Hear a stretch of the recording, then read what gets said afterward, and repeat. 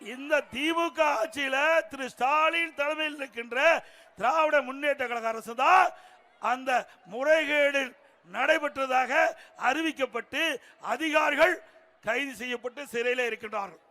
இன்றைய தினம் மேயருடைய கணவர் கைது செய்யப்பட்டு சிறையில் அடைக்கப்பட்டிருக்கின்றார்.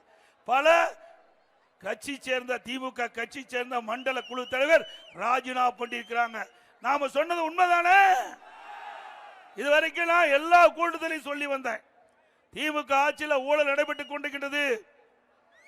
அந்த ஊழல் முறைகேடு அண்ணா திமுக ஆட்சி வந்த பிறகு அதை கண்டறிந்து உரிய நடவடிக்கை எடுக்கப்படும் என்று சொன்னவுடன் திராவிட மாடல் அரசு திமுக முதலமைச்சர் ஸ்டாலின் பயந்து போய் வேக வேகமா இந்த முறைகேடு நடைபெற்றது என்று ஒத்துக்கொண்டு அவருடைய ஆட்சியில அவருடைய கட்சிக்காரையை கைது செய்கின்ற அவலம் தமிழகத்திலே அரங்கேறிக்கின்றது. ஆக எதிர்கட்சி சொன்ன குற்றச்சாட்டு உண்மையாகிவிட்டதல்ல? உண்மைதானே?